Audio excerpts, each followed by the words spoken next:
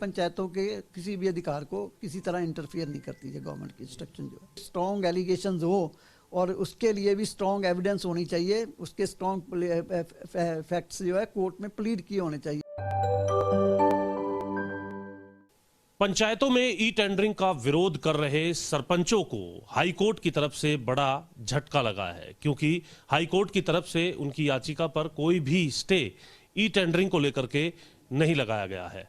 हमारे साथ वरिष्ठ अधिवक्ता व सरकार के एडवोकेट जनरल हैं बलदेव राज महाजन जी, उनसे बातचीत करेंगे। सर, किस तरीके से ये पूरी पिटीशन सामने आई थी और किस तरीके की बात जो है वो सरकार की तरफ से रखी गई है इस एवज? सरकार ने अभी एक इंस्ट्रक्शन इशू करी थी भी सभी जितनी भी पंचायती राज इंस्टीट्यूशंस है, सारे जो डेवलपमेंट के वर्क्स है वो उनकी जो टेक्निकल अप्रूवल है वो ई टेंडरिंग के माध्यम से होगी। काम पंचायत ही कराएगी, कौन से डेवलपमेंट वर्क करने हैं इसका फैसला भी पंचायतें करेंगी।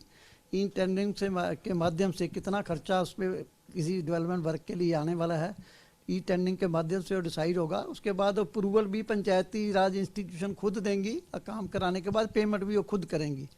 लेकिन पंचायतें कुछ इसका विरोध कर रही थी भी ई टेंडरिंग की जगह कोटेशन का जो सिस्टम पहले अडॉप्ट किया हुआ है वो कोटेशन से ही करवाने की परमिशन दी जानी चाहिए। इसको लेकर उन्होंने कोर्ट में चैलेंज की थी, जो ई टेंडरिंग की जो है इंस्ट्रक्शन है सरकार ने इशू करी है। लेकिन कोर्ट ने सुनवाई के दौरान ये कहा है कि ये ट्रांसपेरेंट मेथड है, इससे ज़्यादा ट्रांसपेरेंट मेथड कोई हो नहीं सकता। जब काम करवाना है, कौन सा काम करवाना है, उसकी अप्रूवल देनी है और उसके अप्रूवल के बाद पेमेंट करनी है, ये सारे अधिकार पंचायत के पास है। तो ई टेंडरिंग एक बेस्ट ट्रांसपेरेंट मेथड है।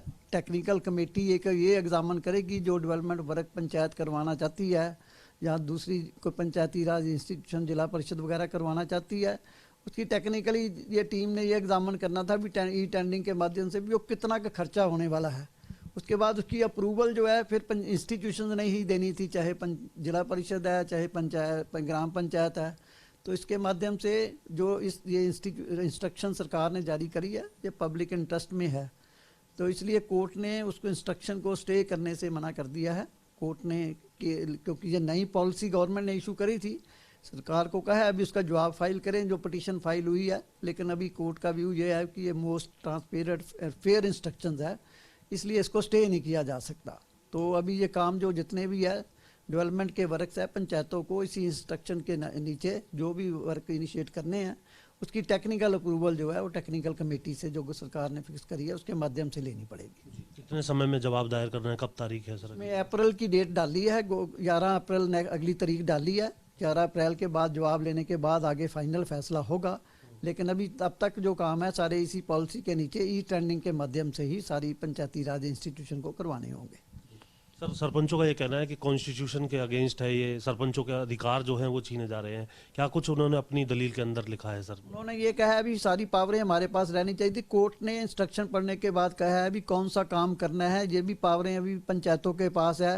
काम टेक्निकल रिपोर्ट आने के बाद अब उसकी अप्रूवल देनी है कि नहीं देनी ये भी अभी पावरें पंचायत के पास ही है। उसके बाद काम करवाने के बाद सारी पेमेंट करने की पावरें भी जो है अभी सारी पंचायत के पास ही है।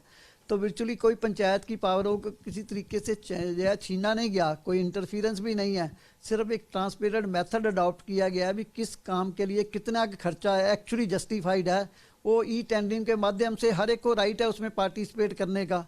तो इसलिए एक फेयर मेथड अडॉप्ट करके ही सारे पंचायती पब्लिक के काम जो है होने चाहिए। हर एक पब्लिक को भी पता होना चाहिए भी कितना खर्चा किस काम के लिए किया जा रहा है, तो उसको इंश्योर करने के लिए है। तो इसलिए उनके राइट्स पे, क्योंकि काम को डिसाइड उन्होंने करनी है, अप्रूवल उन्होंने देनी है, पेमेंट उन्होंने करनी है, इसलिए पंचायतों के किसी भी अधिकार को किसी तरह इंटरफियर नहीं करती है गवर्नमेंट की इंस्ट्रक्शन जो है। सर, इसके अलावा एक और याचिका लगाई गई थी मुख्यमंत्री मनोहर लाल के जो विधानसभा क्षेत्र है वहाँ पर जब चुनाव हुआ था 2019 में, रमेश खत्री ने एक याचिका लगाई थी खर्च को लेकर के कि ज़्यादा खर्च जो है वो चुनाव के अंदर किया गया है, कुछ अनियमितताएँ इस प्रकार की हैं।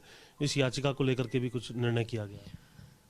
जो 2019 में जब इलेक्शन हुए थे असेंबली के, उसमें जो माननीय मुख्यमंत्री जी है वो करनाल से इलेक्ट हुए थे और उन्होंने लगभग 44,000 से ज़्यादा वोटों अपने नियरेस्ट कैंडिडेट से जो कांग्रेस के सरदार त्रिलोचन जी सिंह जी से उनसे ली के दोबारा सेकंड टाइम इलेक्ट हुए थे। लेकिन इसमें रमेश खत्री जी भी जो एक इंडिपेंडेंट कैंडिडेट थे, उन्होंने भी इलेक्शन लड़ा था, उनको उसमें एक जो है 170 के लगभग वोटें मिली थी। उन्होंने पटिशन कोर्ट में चैलेंज इलेक्शन पटिशन फाइल करी थी। ऑन द ग्राउंड भी ये करप्ट प्रैक्टिस है, क्योंकि इन्होंने खर्चा ज़्यादा करा है, दिखाया कम है। जितना फिक्स खर्चा परमिसेबल है उससे ज़्यादा करा है।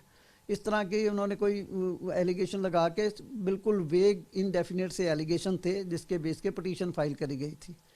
तो उसकी रिजेक्शन के लिए एप्लीकेशन दी गई थी कि इसमें इन्होंने कितना खर्चा किया है, कितना खर्चा दिखाया गया है, उसके बारे में कोई किसी किस्म के कोई पर्टिकुलर दिए नहीं है। जनरल से एलिगेशन लगा दिए भी खर्चा ज़्यादा किया है, दिखाया कम है। तो किसी भी जो इलेक्टेड कैंडिडेट है, जो इतने बिग अच्छे बड़े मार्जिन से जीता है, उसके इलेक्शन को इस तरह चैलेंज नहीं किया जा सकता। कोर्ट्स भी इंटरफियर नहीं कर सकती अनलेस कोई स्ट्रॉन्ग एलिगेशंस हो, और उसके लिए भी स्ट्रॉन्ग एविडेंस होनी चाहिए। उसके स्ट्रॉन्ग फैक्ट्स जो है कोर्ट में प्लीड किए होने चाहिए। इस तरह की कोई चीज़ इलेक्शन पटिशन में नहीं है। तो कोर्ट ने अल्टीमेटली ये application rejection of election petition की जो थी भी समरली इसको रिजेक्ट किया जाए, उसको दोनों पार्टियों की बहस सुनने के बाद एक्सेप्ट कर लिया है, और इलेक्शन पटिशन को लिख दिया भी ये ट्राइबल नहीं है, इसको चलाने का कोई फ़ायदा नहीं है। तो इसको लिमनी में ही समरली रिजेक्ट कर दिया है।